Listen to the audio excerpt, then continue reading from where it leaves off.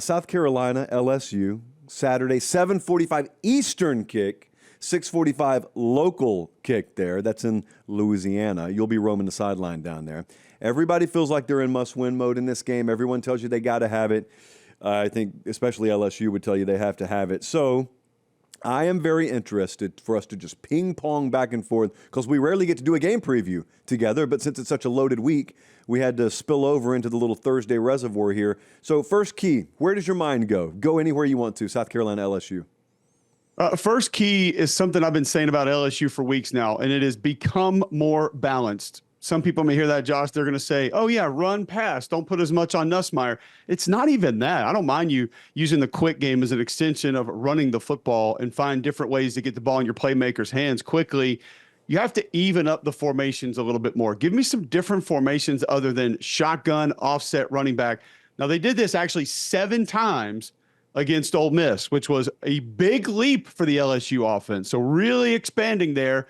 Still need more of it, though. And I would like to see you develop a little more of a traditional run game to be able to offset what Garrett Nussmeier needs to be, has to be for this offense. The receivers are fantastic. Tight ends are playing pretty good football. The offensive line is not. They cannot withstand 35, 40 snaps of this South Carolina front being able to go straight attack mode and being able to play basically jet formation where they think it's pass and they're going to tee off and they're going to give you the twists and the pressures and the blitzes and line up in different ways to be able to go after you.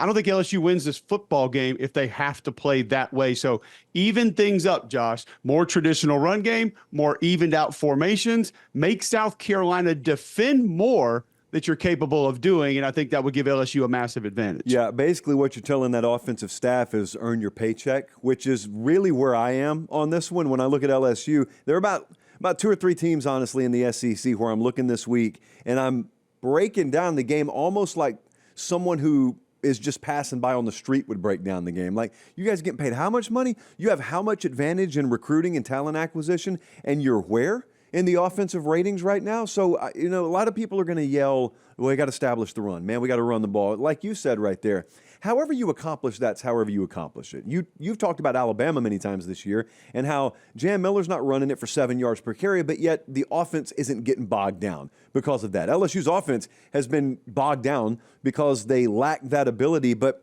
I'm wondering a couple of things. Okay, yeah, it'd be great, number one, if they just find something in the run game. But I'm to the point in the season, man, where I'm not going to assume that you'll ever get that. And if you do, I'll be happy to be proven wrong. I'll be pleasantly surprised. So more so than establish the run or establish this or that, that's first thing. Second thing is if Nuss is healthy, I just want you to establish whatever. Like establish something that works. Also, if he has the added ability to stretch the field, which they really haven't so far this year because he may be a little better health-wise, which is a huge question mark, I just think to myself, all right, I'm looking at what Alabama does, and I'm looking at the fact that they've got that, and they don't have a power ground game element to their offense right now. They hope it shows up at some point this year, but it hasn't been there so far. I just look at it from the most rudimentary point of view possible, and that is there are a lot of people in that building that have jobs that a lot of folks in college football would love. And at some point, man, I like those guys on that offensive staff. You've got to earn your money. You've got what you've got. You don't get to go to the portal during week 6 or week 7. It's the same thing with Texas. You got to use what it is you have in the building, and you got to find a way to squeeze enough juice out of that orange to win a game. Key number 2, by the way. Go ahead. I think, well, let me just follow up what you're saying there real quick. It's not even about going out and running the ball 35 times for 196 yards. It's the presentation of it. So, like, it's a great example when you go to Alabama, because what do they make you defend? Obviously, the width of the field with those receivers, but tight end in the flat, tight end down the middle of the field, running backs out of the field, screen game, 2 receivers, 2 running backs, quarterback run, bootleg. We've seen a couple of design quarterback runs that Alabama gives you. And then in the actual run game, 2 back, running back behind quarterback. We've seen Ty Simpson under center a couple of times this year. Outside zone, inside zone, duo. We've seen them hand it off to the left tackle and throw it to him also. So that presentation of what do we have to defend, how and why, and what that allows us to truly be that we think we are or are not, That's where I think I would agree with you that LSU's got to go, and just that they can't let Clayton White tee off, because when he does, he's really good at it. He knows how to free guys up and get to the quarterback. And I know for a fact he spent his entire offseason study on how to free up an elite pass rusher because, of course, they have Dylan Stewart. Hey, wait just a second. I appreciate you guys watching. Most of you are subscribed. If you're not, please do so. It's free. It helps us keep the show free, and that's how we do college football year round. All right, back to the video. Next in line for me would be, key to this game, include Lenore Sellers in the run game heavily. That, however, Josh, does not mean he has to carry the football 18, 20, 22 times.